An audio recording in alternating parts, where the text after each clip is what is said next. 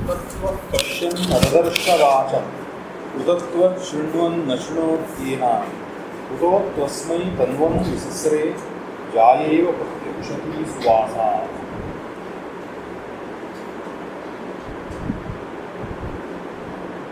यानी मंत्राणाम् अर्थः अस्ति इति पक्षं दृढीकृत्य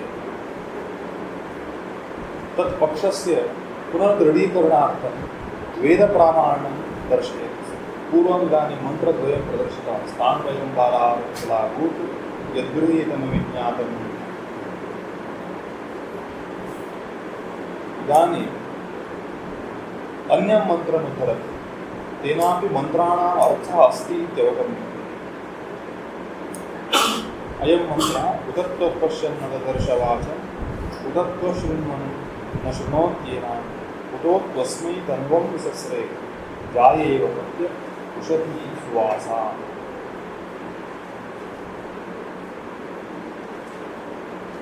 अत्र वाचम् इत्यस्ति। वाक् वाचो वाचः वाचम्। वाक् वाणी। का वाणी इति चेत् वेदवाणी, सा एव वाणी अत्र भवति।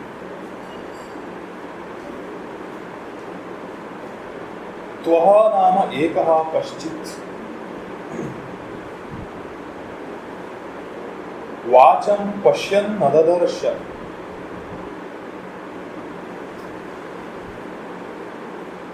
उत इति निपातः अपि इत्यर्थः। पश्यन्नपि न ददर्श।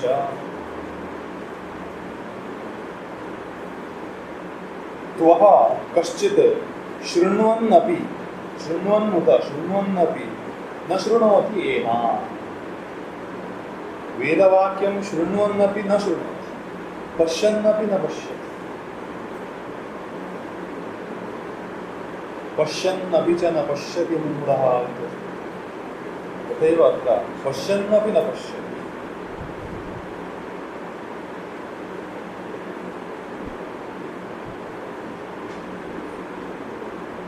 अपि च त्वस्मै कस्मैचित् जनाय सा वाक् तन्वं विसस्रे। तन्वं नाम स्वतनुं स्व आकारं विसस्रे विस्रंसयति, उद्घाट्य दर्शयति, ओपन् कृत्वा प्रदर्शयति। जायेव प्रत्य उषति सुवासा। पत्यै उषति पत्यर्थं कामयमाना सुवासा सम्यक् वस्त्रधारिणी समीचीन वस्त्रधारिणी जाया इव। जाया नाम पत्नी। पत्नी यथा। अयं मन्त्रः महाभाष्येऽपि अस्ति। तर्हि अत्र त्वः कश्चित् पश्यन्नपि न ददर्श वाचम्। तर्हि सः कः इति अत्र विवरणं करोति। पश्यन्नपि न ददर्श, पश्यन्नपि न पश्यति। ददर्श इति लिट्लकारः अपि लडर्थे एव प्रयुक्तः इति अत्र व्याख्यानेन दृश्यते। पश्यन्नपि न ददर्श। कदाचित् अस्माकमपि जीवने एवं भवति। एवं दृष्ट्वापि न दृश्यते। कश्चित् जनः अस्माकं चक्षुषः मार्गे एवं दृष्टः अपि चक्षुषा दृष्टोपि एषः इति ज्ञानं न भवति। एवं कुर्वन् गच्छति कश्चित् जनः, तस्य मित्रं पार्श्वे अस्ति, तमपि दृष्टवान्, किन्तु मम मित्रमयं जनः इत्याकारेण ग्रहणं न भवति। तर्हि पश्यन्नपि न पश्यति। लोकव्यवहारे एवम् अस्ति। शृण्वन्नपि न शृणोति। एतत्तु अस्माभिः ज्ञायते। वर्गेषु शृण्वन्नपि न शृणोति।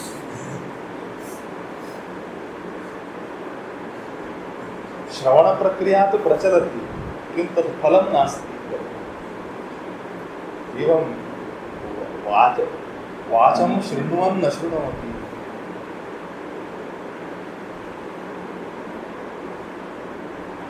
अस्य मंत्रस्य अर्थं विवृणोति। अपि एकः उत इत्यस्य अपि इत्यर्थः। अपि एकः पश्यन् न पश्यति वाचम्। तर्हि सः तस्य अर्थावगमनार्थं यत्नं न करोति इत्यर्थः। वेदमन्त्रस्य अस्य कः अर्थः इति जिज्ञासा एव अस्य न करोति। पश्यन्नपि न पश्यति। अपि च शृण्वन् न शृणोति एना। श्रवणं कुर्वन्नपि पुनः श्रवणं न करोति। तर्हि एवम् उक्त्वा किं तात्पर्यमत्र वदति मन्त्रः इति अविद्वांसम् अर्थम्। अर्धं पूर्वार्धभागः, अस्य मन्त्रस्य पूर्वार्धभागः अविद्वांसम् आह। वेदमन्त्र अनभिज्ञं वदति। वेदमन्त्रार्थज्ञानं यस्य नास्ति तादृशं प्रतिपादयति। सः दृष्ट्वापि न पश्यति, श्रुत्वापि न शृणोति। हा उक्तम्। इदानीं ग्रन्थादिषु तु श्रवणं भवति वा? ग्रन्थे श्रवणं सम्भवति वा न भवति? दर्शनमेव भवति। कथनसमये श्रवणं भवति, पठनसमये दर्शनं भवति। न सङ्गच्छते इति न। ग्रन्थे तु दर्शनं।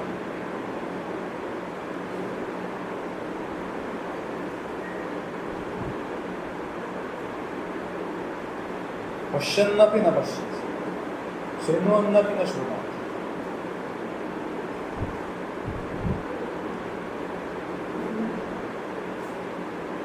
एतत् शङ्कराचार्यैः अन्यरीत्या उक्तं। तदा अहं केवलम् अत्र उद्धृतवान् तावदेव। पश्यन्नपि च न पश्यति मूढः इति। जटिलो मुण्डी मुञ्चितवेषः काषायाम्बर बहुहृतवेषः पश्यन्नपि च न पश्यति मूढः उदरनिमित्तं बहुहृतवेषः। तत्र किम् अस्ति? एतत् सर्वं मिथ्या अस्ति, नश्वरमस्ति, सर्वं दुःखात्मकमेव, अत्र सुखं न लभ्यते इति प्रतिदिनं पश्यति। किन्तु भ्रान्त्या किं भवति? कदाचित् सुखं लभ्येत इति भ्रमः। मार्गपार्श्वे जीवनं यापयतः भिक्षुकस्यापि मनसि वैराग्यं नागच्छति। सुखं कदाचित् लभ्यते अस्मिन् लोके इत्येव विश्वासः। अत्र दुःखं पश्यन्नपि दुःखं न पश्यति, पुनः एतदेव आलिङ्ग्य जीवति, विरक्तिर्नागच्छति। तस्मात् सः पश्यन्नपि न पश्यति। जगतः नश्वरत्वं दुःखात्मकत्वम् इत्यादि यदस्ति तद् दृष्ट्वापि नावगतवान् इति अवगमनं न जातम्। एवमेव वेदमन्त्रार्थं श्रुत्वापि पठित्वापि अर्थावगमनं न प्राप्तं अविद्वान् एव। तस्मात् मन्त्रस्य अर्थं यदस्ति तत् पूर्वार्धभागः यः अस्ति सः अविद्वांसं वदति। विद्वत्पुरुषे तात्पर्यम्।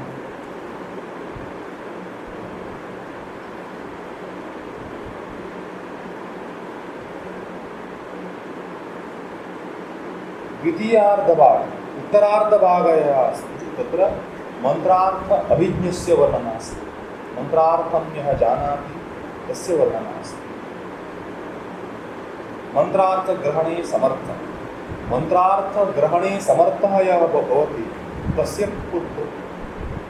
पुरस्तात् वेदवाणी स्वयम् आत्मानं विवृणोति नाम ओपन् करोति। आवृणोति नाम आवरणं करोति। विवृणोति नाम तत् सर्वम् उन्मुक्तं करोति, ओपन् करोति। विवरणम् इत्युच्यते खलु अर्थस्य विवरणम्। अर्थस्य विवरणं नाम किं? तत् उद्घाट्य प्रदर्शनं विवरणम्। आवरणं नाम आच्छादनं।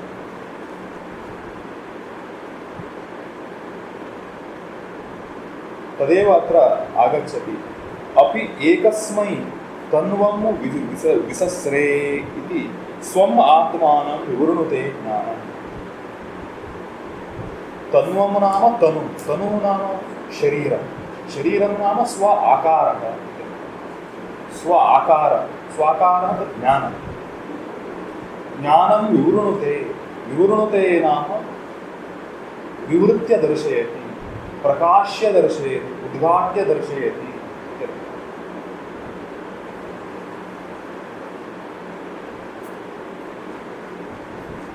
विसस्रेति अस्ति विस्रंसयति,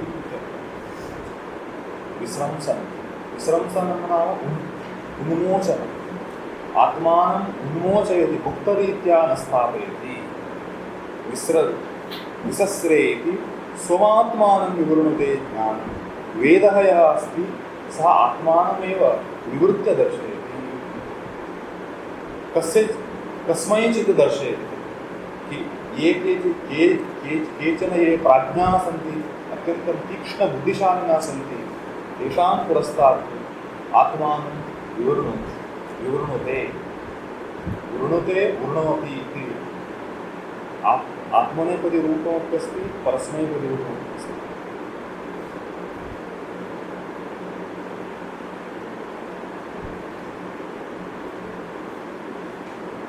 प्रकाशनमर्थस्य आह अनया वाचा। तर्हि अत्र उत्तरार्धभागेन किं वदति? अर्थस्य प्रकाशनम् आह। प्रकाशनमर्थस्य नाम अर्थस्य प्रकाशनम्, अर्थस्य द्योतनं वदति अनया वाचा, उत्तरया वाचा, अर्थात् उत्तरार्धभागेन अर्थस्य दर्शनं वदति।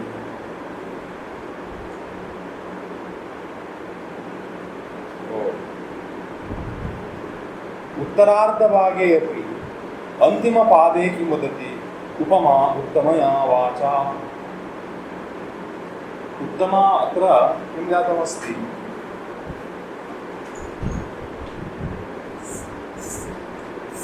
एवं चत्वारः भागाः। अत्र पूर्वार्धभागः अविद्वांसमाह। उत्तरार्धभागे अयं भागः यः अस्ति सः अर्थप्रकाशनमाह।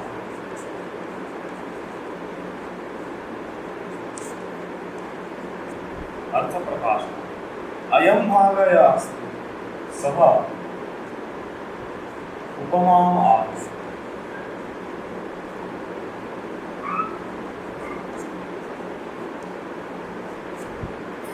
उपमा नाम सादृश्यम्।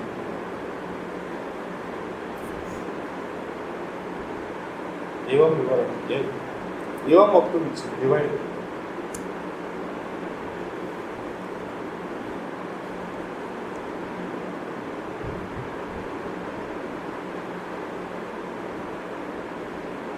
एकस्मै तन्वं विसस्रे इत्यनया वाचा अर्थप्रकाशनमाह। जायेव पत्य इत्यादि वचनेन उपमाम् आह। उपमा उत्तमया वाचा प्रकाशिता भवति, उक्ता भवति।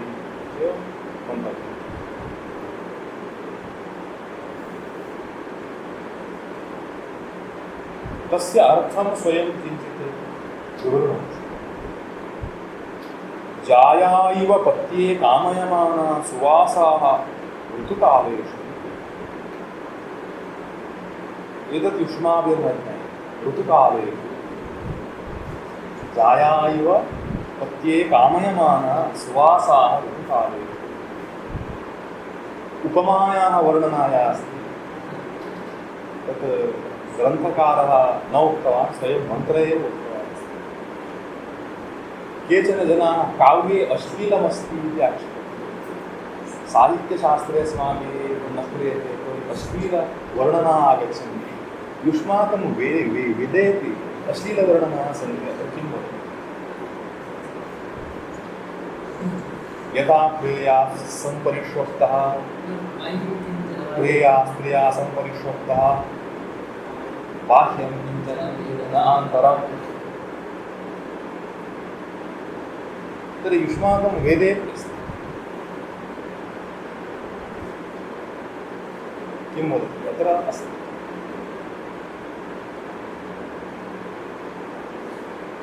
एवम् अनेके मन्त्राः सन्ति।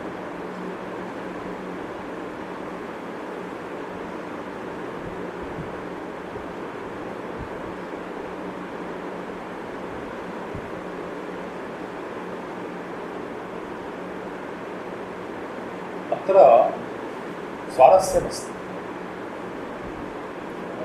किमस्ति?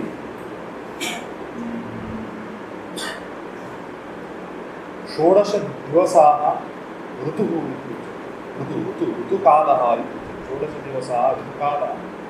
षोडशदिवसाः कथं गण्यन्ते? यस्मिन् दिने स्त्रियः रजः प्रवृत्तिः जाता तद्दिनतः षोडशदिवसाः।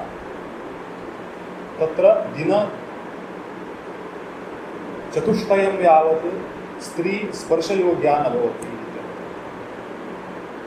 दिनत्रयं यावत् न भवति। चतुर्थे दिने स्नानं कर्तव्यम् इति नियमः। स्नानानन्तरमपि तथा शुद्धा न भवति। पञ्चमे दिने सा शुद्धा भवति इति शास्त्रे उच्यते। तर्हि प्रथमदिनादारभ्य षोडशदिनपर्यन्तं ऋतुकालः। ऋतुः नाम गर्भपुष्पम्। एतत् ज्योतिषशास्त्रे आगच्छति। बृहज्जातकादिग्रन्थमवलोकयन्तु अस्ति। गर्भपुष्पं ऋतुः नाम अत्र कालविशेषः नास्ति। ऋतुर्गर्भं तस्य कालः गर्भकालः। ऋतुः गर्भस्य पुष्पम् अर्थात् तेषु कालेषु स्त्री गर्भधारणयोग्या भवति, गर्भधारणक्षमा भवति। गर्भधारणक्षमा यदा भवति सा प्रकृतेर्नियमः इत्थमस्ति। ऋतुकालेषु स्त्रियः एव पुरुषान् इच्छन्ति। प्रकृतेर्नियमः। पतिं सा कामयेत्। अन्यस्मिन् दिने न कामयेते इति न, तेषु तु कामयेत्। तस्मात् कामयमान प्रत्येकामयमाना। तर्हि कथञ्चित् न कामयते सुवासाः भूत्वा। शोभनं वासः, वासः नाम वस्त्रं। शोभनं वासः यस्याः सुवासाः भूत्वा पतिं कामयते। अत्र सुवासाः इत्युपलक्षणम् इति सायणाचार्यादिषु केवलं वस्त्रमात्रं नास्ति, अन्यमन्यम् अलङ्कारमपि धारयति सा इत्यर्थः। तथा धारयित्वा पुरुषं प्रतीक्षते वदन्ति। तर्हि किं वा भवति? एवं वस्त्रादिकं सम्यक् आच्छाद्य अपि स्वकीयं देहं पुरुषस्य पुरस्तात् पूर्णतया उद्घाट्य प्रदर्शयति। स्वकीयं देहं प्रियस्य पुरस्तात् उद्घाट्य स्थापयति। सुवासाः पूर्वं परन्न सुवासाः। सर्वे इमं मन्त्रं व्याख्यातुं न पारयन्ति। सर्वेषां सामर्थ्यं नास्ति, बहूनां सामर्थ्यं नास्ति। किञ्चित् अर्थम् उक्त्वा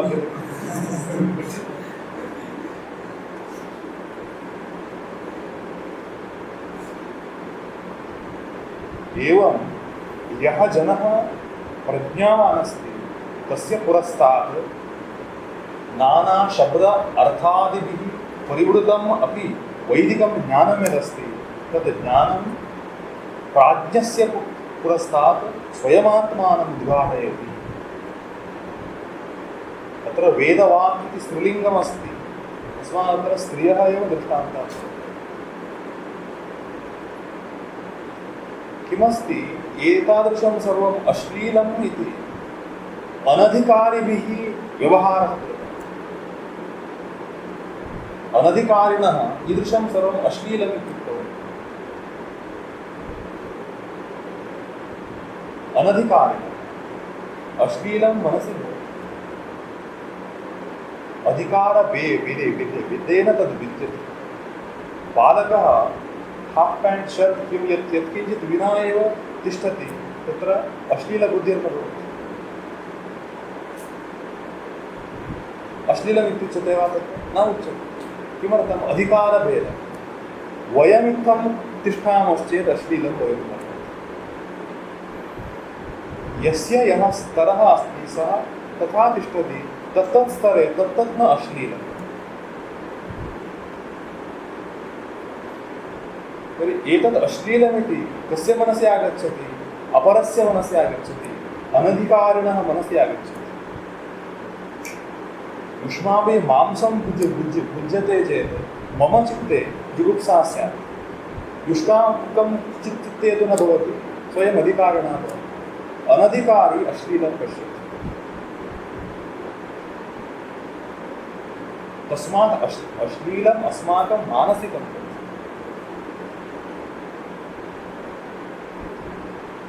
ऋतुकालेषु जाया इव जाया नाम यस्मिन् यस्यां पुत्ररूपेण पतिरेव जायते सा जाया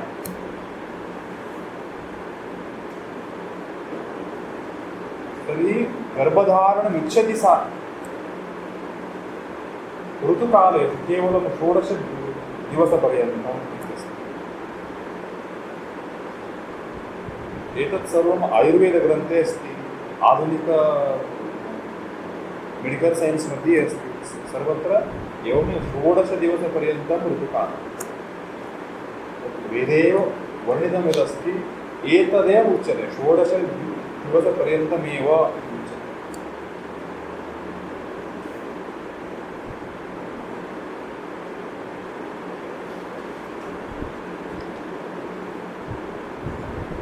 तर्हि यदि यदि अर्हः योग्यः प्राज्ञः लभ्यते तस्य पुरस्तात् वेदवाक् स्वयं स्वसारं स्वकीयम् अर्थं विवृणोति अर्थात् तस्य बुद्धौ मन्त्रार्थः झटित्येव स्फुरति कष्टं विना एव स्फुरति एवमुक्त्वा अयं मन्त्रः किं करोति अयं मन्त्रः यः मन्त्रार्थवित् अस्ति तस्य प्रशंसां करोति तर्हि मन्त्राणाम् अर्थः अस्ति इति तु स्थितं मन्त्राणाम् अर्थः नास्ति इति पूर्वपक्षी एतेन मन्त्रेणापि मन्त्रस्य अर्थवत्ता सिद्धा अर्थाभिज्ञस्य प्रशंसा अपि कृता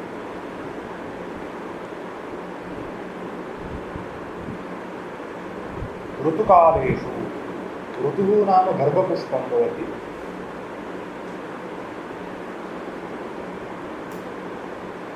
यथा स एनां पश्यति स शृणोति एवं सम्यक् तचिं सम्यक् कृतवान् अर्थस्य सम्यक् वेकः कृतमस्ति यथा स एनां पश्यति सः प्रियतमः तादृशीं प्रियतमां यथा पश्यति तत् पूर्णतया देहस्य कस्मिन् भागे किम् अस्ति इति द्रष्टुं पारयति पुरुषः तादृशीं स्त्रीं दृष्ट्वा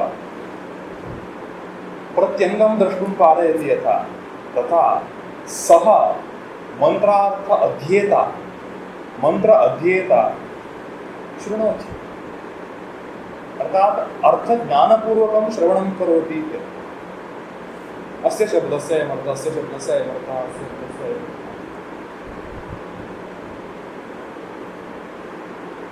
कश्चित् पृष्टवान् ईदृशदृष्टान्तः वेदे किमर्थमस्ति अहम् उक्तवान् ईदृशदृष्टान्तः किमर्थं नावश्यकः इति प्रथमं वदति अयं दृष्टान्तः नावश्यकः इति पूर्वं निश्चित्य परम् ईदृशदृष्टान्तः किमर्थं वेदे अस्ति तर्हि ईदृशदृष्टान्तः कुतो नावश्यकः इति प्रथमं वदति प्रथमं स्वयं निर्णीतवान् अस्ति ईदृशदृष्टान्तः न स्यात् तर्हि दृष्टान्तस्य फलं किं सुग्रहणं सम्यक् ग्रहणम् अर्थस्य सम्यक् ग्रहणं कथं भवति दृष्टान्ते लोकसन्निकृष्टः अर्थः व्यवहारे समीपवर्ती अर्थः व्यवहारप्रसिद्धः यः अर्थः अस्ति सः तिष्ठति चेत् दार्ष्टान्तिकस्य अर्थोपि शीघ्रं गृहीतो भवति उदाहरणं यद् भवति तत् लोकप्रसिद्धं स्यात् लोकप्रसिद्धं यद् भवति तत् शीघ्रं गृहीतं भवति दृष्टान्ते गृहीते सति तत् सादृश्येन दार्ष्टान्तिकर्तव्ये भूयितो भवति। एतद् अत्रत्यं भवति। ईदृशं स्वारस्यं सर्वं पार्श्वे संस्थाप्य मूढवत् किमपि पृच्छति। किं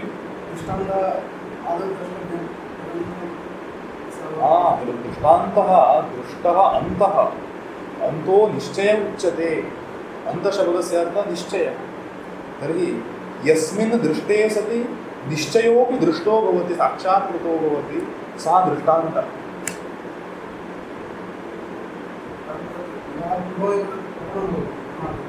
न अयं लोकप्रसिद्धः अर्थः स्वानुभवे अस्ति इति न, तन्न उक्तं न मया।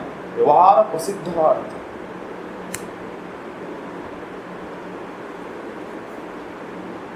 सर्वं स्वानुभवे एव न भवति, परानुभवः अपि प्रमाणम्। एवं खलु व्यवहारः अस्ति। इदानीम् इंग्लैंड देशः अस्ति इत्यत्र स्वानुभवः अस्ति वा? तर्हि इंग्लैंड देशः अस्ति इत्यत्र परानुभवः प्रमाणम्। एवमेव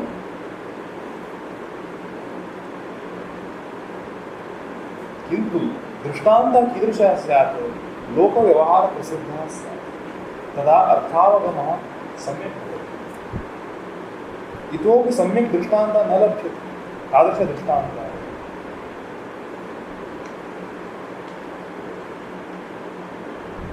पुरुषस्य पुरस्तात् वस्त्रमुद्घाट्य काचित् स्त्री तिष्ठति चेत् तस्याः प्रत्यङ्गं द्रष्टुं यथा पारयति सः, तद्वत् एषः प्रतिशब्दम् अर्थावगमनं प्राप्नोति। अयं लोकप्रसिद्धः। अविवाहितोऽपि अस्य अर्थं गृह्णाति। विवाहितः भवेदिति नास्ति। प्रसिद्धिः का? यथा स एनां पश्यति स शृणोति। अत्र दृष्टभवति। अत्र प्रथमं सः इत्युक्तं। सः नाम पतिः, प्रियः। एनां नाम तां स्त्री पश्यति। तथा सः वेदमन्त्र अध्येता एनां वेदवाचं शृणोति इति अर्थज्ञप्रशंसा। एवम् अर्थज्ञस्य प्रशंसा कृता अस्ति। अस्माकं गार्ग्यं पृच्छति, भवान् कृते तद् अर्थ एव नास्ति इति पृच्छति। अर्थज्ञस्य प्रशंसा क्रियते। एवं तस्य उत्तरा भूयसे निर्वचनायाम्। इदानीं तस्य एव अधिक निर्वचनार्थम् उत्तरा ऋक् आरभ्यते। नेक्स्ट ऋक् अस्ति।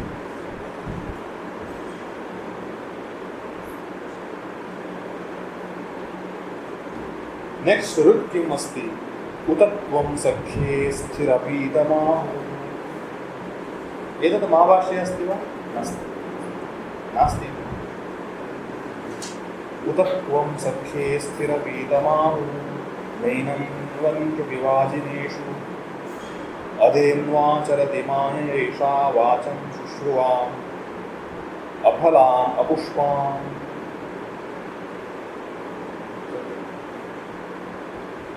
उत त्वं सख्ये स्थिरपीतमाहुः नैनं हिन्वन्त्यपि वाजिनेषु अधेन्वाचरति मायया एषः वाचं शुश्रुवाम् अफलाम् अपुष्पाम्।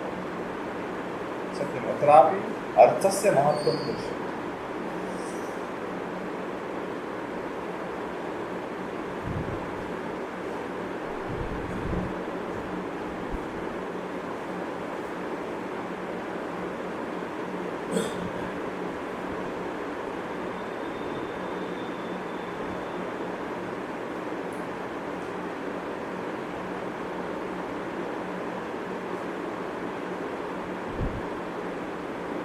त्वं नाम कञ्चित् जनं। त्वं युवां यूयम् इति युष्मच्छब्दः अयं नास्ति। त्वः इति यः अस्ति, त्वः इति सर्वनामपदं तस्य द्वितीया विभक्तौ त्वं। त्वं कञ्चित् जनं सख्ये, सख्ये नाम वाक्सख्यं, वाक्सख्यं नाम वेदवाचा सह मित्रत्वं, वेदवाचा सह मित्रत्वं नाम वेदवाणी प्रियत्वं।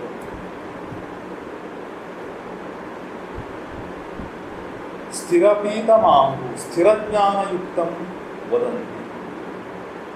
कञ्चित् जनं कथयन्ति यत् अयं जनः वेदवाचं वेदमन्त्रार्थं बहु सम्यक् जानाति वदन्ति। न एनं हिन्वन्त्यपि वाजिनेषु, वाजिनेषु नाम वाग्यज्ञेषु, वाग्यज्ञः नाम सभा गोष्ठी, विद्वद्गोष्ठी, यज्ञः इत्यादि अत्र वाक्प्रयोगः क्रियते। पंडितानां गोष्ठीषु किं भवति, वाक्कौशलेनैव व्यवहारः भवति खलु, वादः, तस्य वाजिनः इति नाम। यज्ञस्यापि वाजिनम् इति नाम, वाग्यज्ञः वाजिनः। तत्रापि मन्त्राः एव प्रयुज्यन्ते। तर्हि वाजिनेषु एनं न हिन्वन्ति, एनं जनं यः मन्त्रार्थं सम्यक् जानाति तं न हिन्वन्ति, तं पृष्ठतः न कुर्वन्ति। अर्थात एनम् अतिक्रम्य न कश्चित् प्रवर्तते, स्वपाण्डित्यं न प्रदर्शयति, एष एव तत्र जयशाली भवति इत्यर्थः।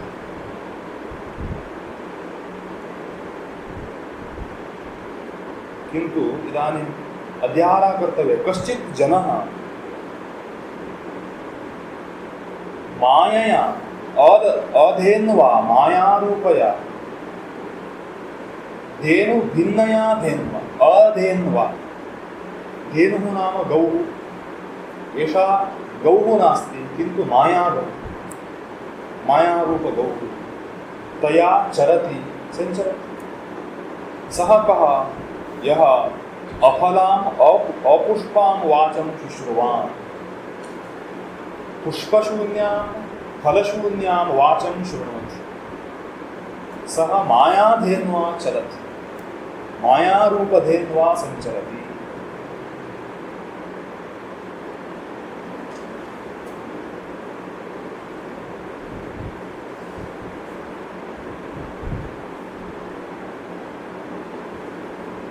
बहु सम्यक् अस्ति।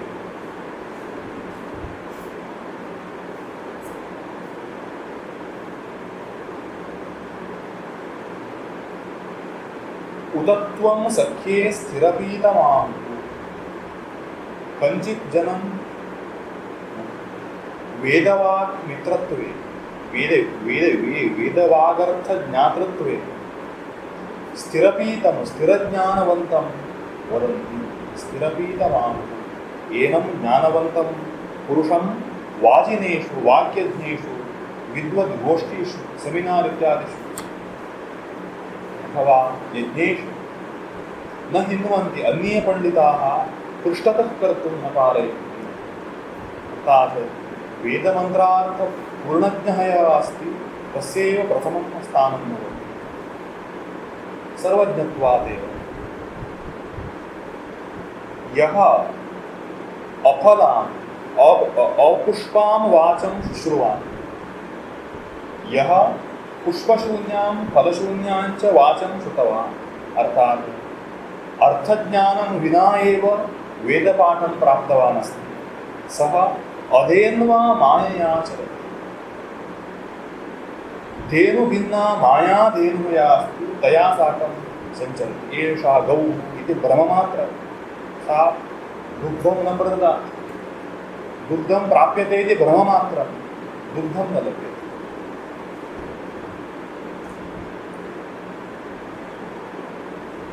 तर्हि मंत्रार्थज्ञस्य अत्र महत्त्वं वर्णितं।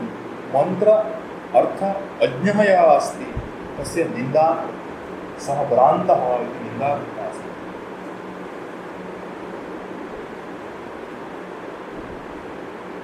अस्य विवरणम् एष एव स्वयं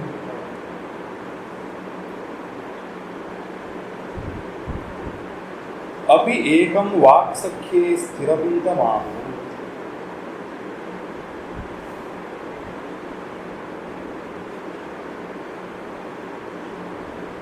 रममाणं विपीतार्थं वा।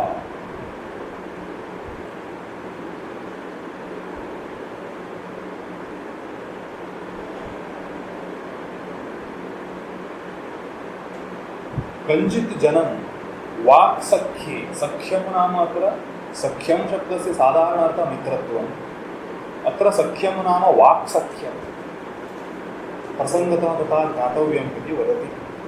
वाक्सख्ये स्थिरपीतं आहुः, स्थिरं पीतं गृहीतं, पीतं नाम अत्र गृहीतं, गृहीतं नाम ज्ञातम् अवगतम् अधीतं।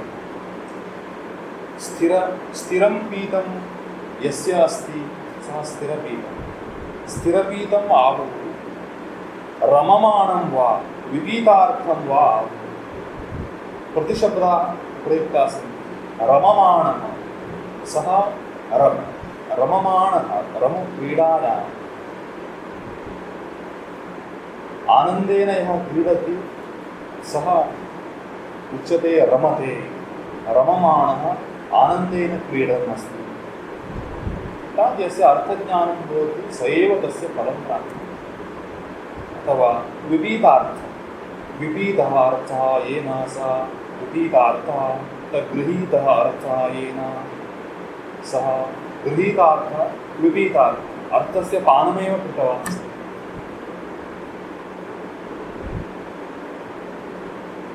तर्हि रमते कुत्र? रममाणम् आहुः। वेदवाक् सख्यं यस्य अस्ति सः रमते इत्युक्तं कुत्र इति चेत् देवसख्ये रमणीये स्थाने इति वा। देवसख्ये रमणीयस्थाने, देवसख्यं नाम स्वर्गादिलोकं, तत्र तत् किम् अस्ति? रमणीयं स्थानं, रमणयोग्यं, रतियोग्यं स्थानं तदस्ति, तत्र सः रमते। अर्थात् मंत्र अर्थाभिज्ञः यः अस्ति तस्य स्वर्गफलम् अस्ति। रमणीये स्थाने अयं भूलोकः यः अस्ति, अयं लोकः रमणीयस्थानं नास्ति, एतत् दुःखात्मकं स्थानं। रमणीयं नाम किं? रन्तुं योग्यं, तत् रमणीयं।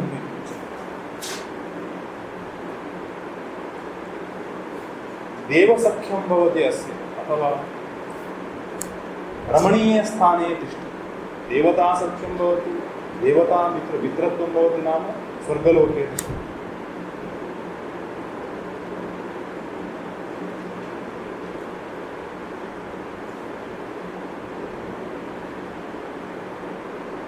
विज्ञानार्थं वा यमुना आप्नुवन्ति वाग्यज्ञेषु बलवत्सु अपि एनं न हिन्वन्ति अपिवाजिनेषु इत्यस्ति खलु। नैनं हिन्वन्ति अपिवाजिनेषु, तस्य अर्थं दर्शयति। वाग्यज्ञेषु बलवत्सु, बलवत्सु वाग्यज्ञेषु, वाग्यज्ञः नाम अध्ययनम्, अध्यापनं, वादः, सभा इत्यादि। वाग्यज्ञ प्रवचनं, वादः, तस्य वाग्यज्ञः इति नाम। बलवान् वाग्यज्ञः, बलवत्सु वाग्यज्ञेषु अर्थात् महावाग्यज्ञेषु अपि एनं न आप्नुवन्ति, एनं न प्राप्नुवन्ति नाम अस्य स्तरं प्राप्तुं न पारयन्ति।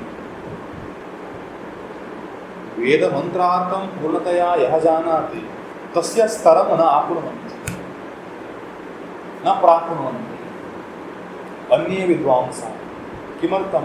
विज्ञानार्थं, ज्ञानस्य विषये अन्ये पंडिताः एनं न आप्नुवन्ति, न आप्नुवन्ति नाम तस्य टच् कर्तुं न पारयन्ति,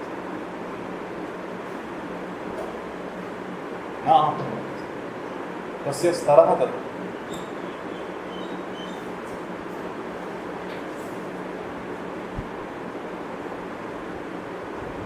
वाग्ज्ञेषु बलवत्सु,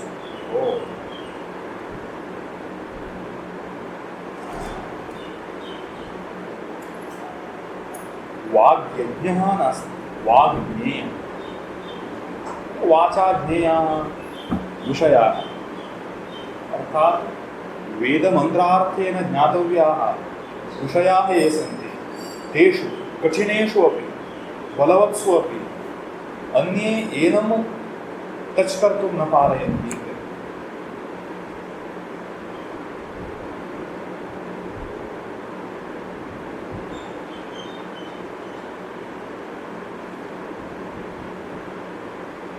अधेन्वा हि एषः चरति मायया वाक्प्रतिरूपया। एषः नाम अत्र मंत्रार्थ अनभिज्ञ। अयं मायया अधेन्वा चरति। अधेनुः एषा वाक् तस्य कृते। इष्टार्थं दुग्धे इति धेनुः इति। अभीष्टं दुग्धे सा धेनुः। अभीष्टं यदि न दुग्धे न भोगति तर्हि सा अधेनुः। वाक् प्रतिरूपया वाक् प्रतिकृतिरूपया अधेन्वा फलशून्यया वाचा सः चरति। तर्हि अस्य भावः कः भवति? न अस्मै कामान् दुग्धे वाक् गोह्यान् देवमनुष्यस्थानेषु देवस्थानं नाम देवानां वासस्थानं स्वर्गादिलोका भोगलोका देवस्थानानि भवन्ति। मनुष्यस्थानं मर्त्यलोकः भूलोकः। तर्हि स्वर्गादिभोगलोकेषु ये कामाः देयाः भूलोके यादृशकामाः देयाः ते कामाः न दीयन्ते। कामाः नाम भोगपदार्थाः। ते कामाः न दीयन्ते तया वाचा। न अस्मै कामान् दुग्धे।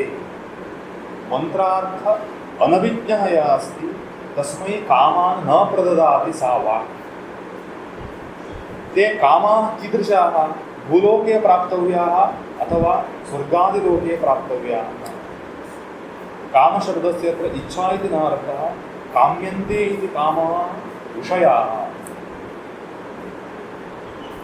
गीताग्रन्थे सशान्तिमाप्नोति न कामकामी इत्यस्ति खलु। न कामकामीनां यः कामकामी शब्दस्य कामं कामयते इति कामकामी। तर्हि कामं कामयते नाम इच्छां कामयते इत्यर्थो वा चेत् इच्छां न कोऽपि कामयते वा? इच्छाम् इच्छति वा कोऽपि? इच्छां न इच्छति, विषयम् इच्छति। तर्हि कामनं कामः इच्छा, काम्यते इति कामः विषयः। तर्हि अत्र कामशब्दस्य अर्थः विषयः, भोगपदार्थः, साधनं, सुखस्य साधनं। सुखस्य साधनं न दोक्ति वेदवाक्। अस्य व्यर्थं भवति।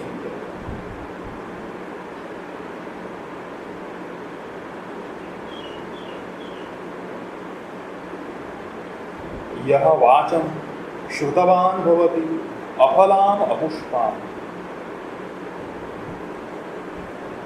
अफला अस्मै अपुष्पा वाक् भवति किंचित् पुष्पफला इति वा।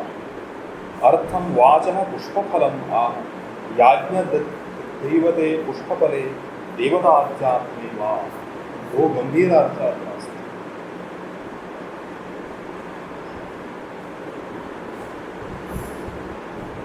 यः अफलाम् अपुष्पां वाचं श्रुतवान् अज्ञानी यः अस्ति सः पुष्पशून्यां फलशून्यां च वाचं श्रुतवान्। तस्य अर्थः कः? अज्ञानिनः कृते एषा वेदवाक् अफला भवति अपुष्पा च भवति। तर्हि अत्र फलं पुष्पं नाम किम्? फलं नाम किम्? पुष्पं नाम किम्? इति वदति।